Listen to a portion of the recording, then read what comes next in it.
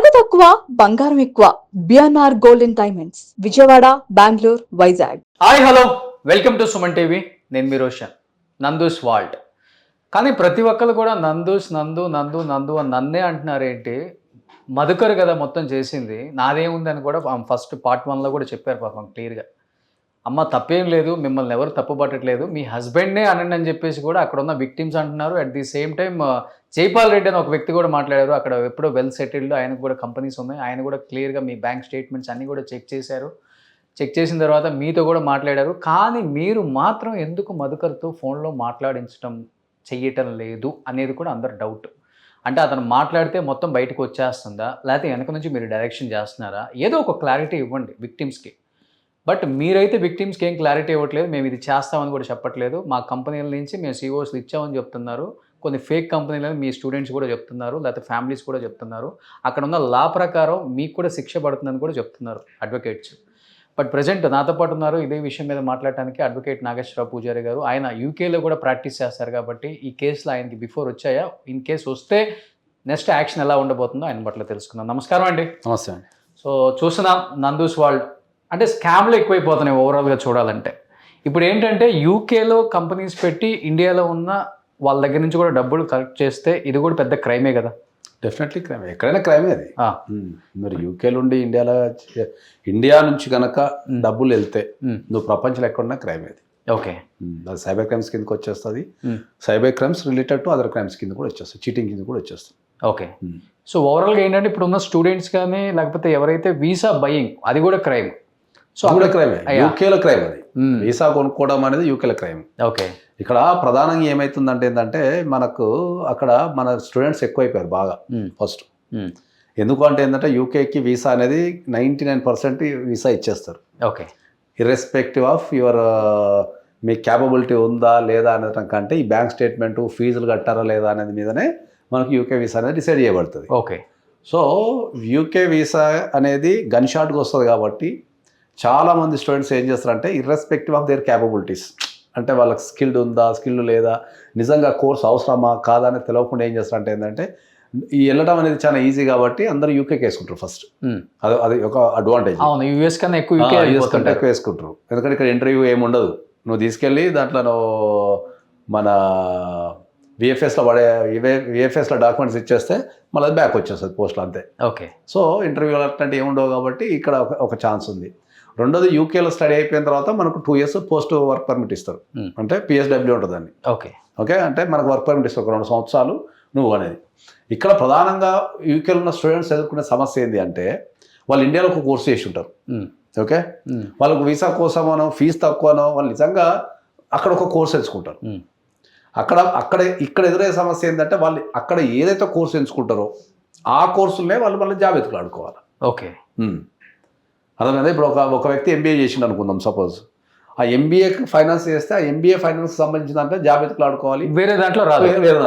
ఆ MBA finance కి సంబంధించిన అంటే కాసు ఇవ్వాలి. అందుకే ప్రీవియస్ వీడియోలో మనం మాట్లాడుకున్నట్టు వాళ్ళు అన్ని రకాల కంపెనీలు పెట్టారు కూడా. అందుకనే అట్లా అందరిని ఆకర్షించాలి అంటే ఇప్పుడు నేను ఒకటి చెప్పగలుగుతా, ఇక్కడ వాళ్ళు క్రైమ్ చేసిందా లేదా అనేది అయితే మనం నేనైతే ప్రత్యక్షంగా చూడలేదు. ఆ కేసుకి నాకు స్టూడెంట్స్ మీ దగ్గరికి ఎవరు రాలేదు. ఆ కేసుకి నాకు ఎటువంటి సంబంధం లేదు. కాకపోతే ఏంటంటే మనం ఒక సిరీస్ ఆఫ్ ఇన్సిడెంట్స్ కనుక చూస్తే క్రైమ్ జరిగిందేమో అనే అనుమానాన్ని వ్యక్తపరచచ్చు. ఓకే. ఇప్పుడు నేనున్నా అనుకో, నేను లాలో ఎక్స్పర్ట్ని అనుకుందాం, అప్పుడు నేను ఏ కంపెనీలు పెడతాను? నేను లాకి సంబంధించిన కంపెనీలు పెడతాం కదా, లా రిలేటెడ్ పెడతాం కదా కంపెనీస్ ఒకవేళ. ఓకే, మరి ఎన్ని రకాల కంపెనీలు పెట్టారు?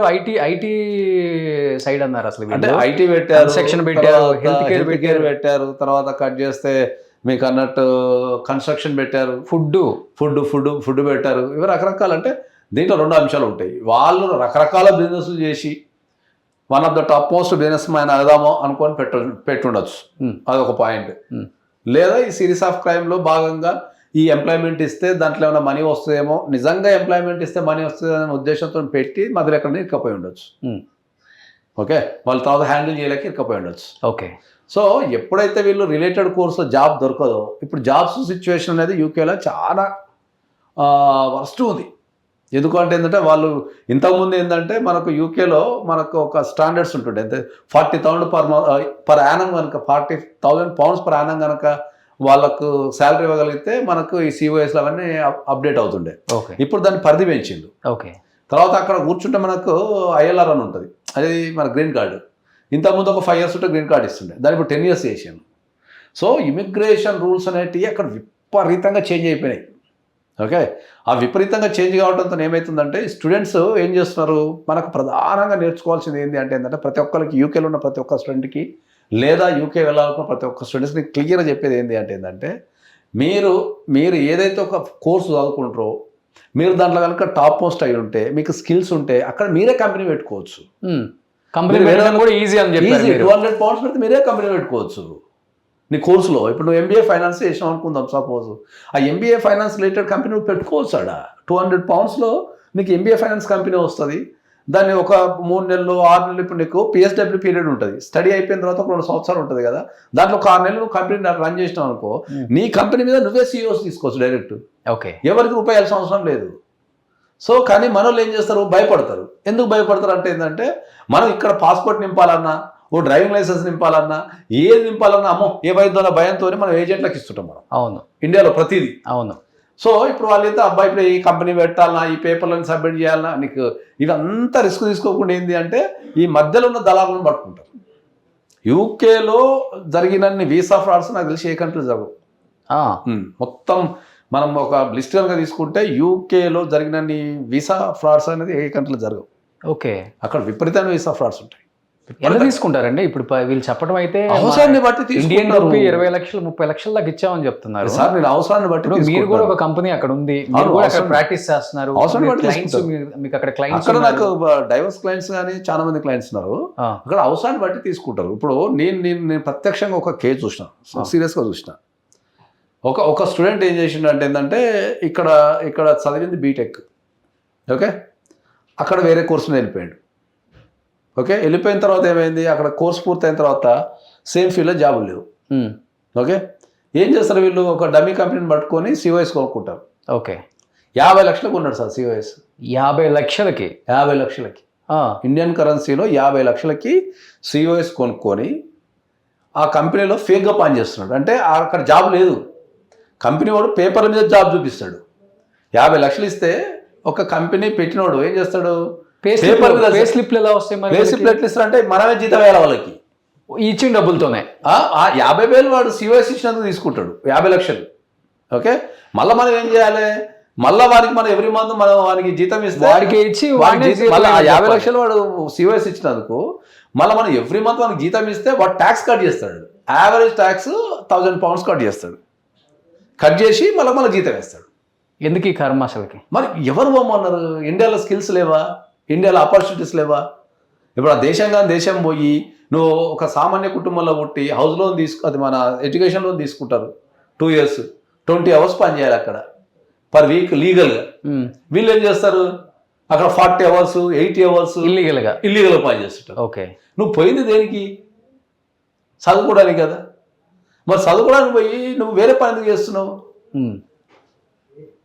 ఎందుకు చేస్తున్నావు వేరే పని? తర్వాత ఏం చేస్తారు, మళ్ళీ ఆ చదువుకున్నంత కాలము ఆ పార్ట్ టైం చేసిన డబ్బులతోనే మళ్ళీ ఫీజులు కట్టుకోవడం స్టార్ట్. వీళ్ళ దగ్గర యూకేలో సేవింగ్స్ అనేది చాలా తక్కువ సార్, ఖర్చు చాలా ఎక్కువ ఉంటాయి. ఓకే, చాలా ఎక్కువ ఉంటాయి ఖర్చులు. సేవింగ్స్ అనేది లిస్ట్ అక్కడ. ఇక వాడు ముందుగా జాబులు దొరకాలా, పోగానే జాబులు చాలా టైట్ ఉన్నాయి, చాలా దొంగతనంగా పనిచేయాలి. నేను ఏం చెప్తా, ఎప్పుడైనా సరే నీకు వెళ్ళేటప్పుడు ఒక క్లారిటీ లేకుండా నువ్వు ఎదగాల్సిన టైంలో, ఒక జీవితాన్ని నిర్మించుకునాల్సిన టైంలో, నువ్వు పోరాడాల్సిన టైంలో నువ్వు పోయి వీసాలు వేసుకొని ఆ దొంగ పనులు చేసుకుంటా నువ్వు సమాజానికి ఏం నేర్పిస్తున్నావు నువ్వు? బట్ ఇన్ని కంపెనీస్ పెట్టి ఇంతమందికి సిఓఎస్ మేము మా కంపెనీ నుంచి ఆఫర్ చేస్తున్నాం అని చెప్పేసి ఇన్ని డబ్బులు తీసేసుకోవడం ఇంకా బిగ్గెస్ట్ క్రైమ్ కదా మరి ఇది? అవును, బిగ్గెస్ట్ క్రైమ్. కాకపోతే ఒకటి ఆల్రెడీ అంటున్నారు, దీంట్లో ఒక అడ్వాంటేజ్, వీళ్ళని ఆల్రెడీ అరెస్ట్ చేయబోతున్నారు రేపు ఎల్లుండిలో 10 years జైలు శిక్ష డెఫినెట్ గా పడుతుంది. అడ్వకేట్స్ మాట్లాడుతున్నారు, అవుతుందా? అరెస్ట్ చేయొచ్చా? కాదు, ఇప్పుడు దాన్ని చెప్తా. ఫస్ట్ ఈ ఇష్యూలో ఉన్న బిగ్గెస్ట్ అడ్వాంటేజ్ ఏంటి అంటే, నాకు తెలిసినంతవరకు 2 బ్రిటిష్ పాస్పోర్ట్ హోల్డర్స్. 2 బ్రిటిష్, అవును, అక్కడ సిటిజన్షిప్, అక్కడ సిటిజన్స్. ఓకే, కాబట్టి వాళ్ళకి డిపోర్టేషన్ కానీ, ఇప్పుడు ఇండియా సిటిజన్ చేసిన అనుకో వాళ్ళు ఇమీడియట్లీ పట్టి జైలు వేయటము, లేకపోతే వాళ్ళని తీసుకెళ్ళి డిపోర్ట్ చేయటము ఏదో చేస్తారు. అక్కడ బ్రిటిష్ సిటిజన్ కదా, అక్కడ ఆ కంట్రీ పౌరులు కాబట్టి వాళ్ళ మీద పెద్ద చర్యలు ఏమి ఉండవు. వాళ్ళని డిపోర్ట్ చేయటము లేకపోతే వీసా ఫ్రాడ్ చేసినట్టు చేయడం ఏమి ఉండదు ఎక్కువ. కంపారిజన్ టు ఇంకా పోల్చుకుంటే ఇచ్చిన వాళ్ళు ఒకటి కుదరు అక్కడ.